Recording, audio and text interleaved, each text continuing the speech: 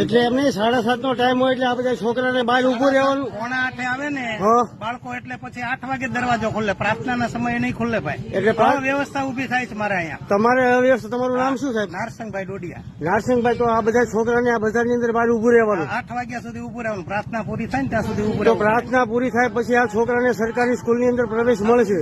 હા, ત્યાં સુધી નહીં મળે. નહીં. પ્રાર્થના સમય દરમિયાન સમયે નહીં આવે એટલે દરરોજ આવું થશે. રોજ આવું થશે? હા. ટૂંકમાં છોકરાને ટાઈમે તો આવવું પડે ને યાર. તમે વાલી તરીકે વાલી તરીકે ના, હું વાલી તરીકે નથી તમને કહેતો. હું પૂછું છું કે આ તમારું નામ શું? આ બધા છોકરા અહીંયા બહાર બજારની અંદર ઉભા છે. આ મેન બજાર છે, એટલા છોકરા વીયા ગયા. જો આ બધો પરિવારના બહાર ઉભા છે. અને આ પ્રિન્સિપાલ, તમે પ્રિન્સિપાલ છો ને?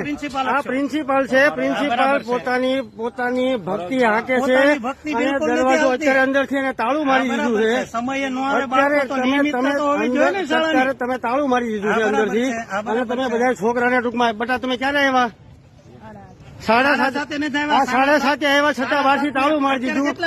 અને હા નહીં, જો અત્યારે જો દરવાજો બંધ છે, દરવાજાને તાળું મારી દીધું. તમે એમ નથી. વાલીની અનિયમિતતા છે. વાલીની અનિયમિતતા છે.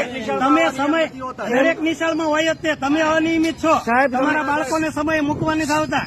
આખો દિવસ તમારી પાછળ જ રહેવાનું. અત્યારે તમારી નો આવે. શાળાના નિયમો હોય ને ભાઈ. શાળાના નિયમ સરકાર એમ કે છે તમે સરકારી સ્કૂલની અંદર બાળકોને મોકલો અને તમે અંદરથી તાળા મારી દો.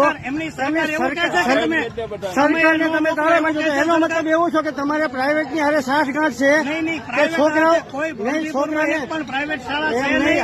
આ નિયમિત શરૂ છે ને તમારે પણ પ્રાઇવેટ શાળા એટલે તમારે પ્રાઇવેટ શાળા કરાવવાની છે ને? નહીં, પ્રાઇવેટ શાળા એટલે જ નથી. તમે તાળા મારી ગયો છો સ્કૂલ ની અંદર એટલે તમારે પ્રાઇવેટ શાળા ચાલુ કરાવવાની છે. શાળા શરૂ કરાવવાની તો તમે સાહેબ આવી દાદાગીરી ન કરી શકો.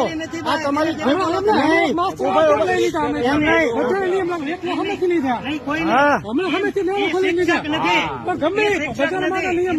દેશ તરીકે આવેલા છે સાહેબ. તમે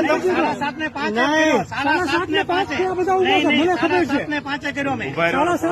તમે તમારી સાહેબ ઘરની ધોરાજી નો આપો. ધોરાજી બિલકુલ નહીં. આ સરકારી, આ તો સરકારની છે.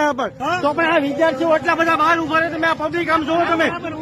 એમ નહીં, આ બધા એમ નહીં, આ બધા એટલે હું આ તમારી પેઢી છે? એમ નહીં, તમારી માલિકી છે? એમ નહીં, તો તમે કેમ ઉભા રહેશો? હા, એમ નહીં. તો તમે એમ નહીં,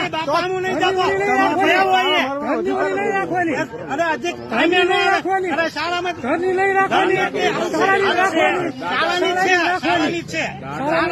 બાળક નહીં આવે એટલે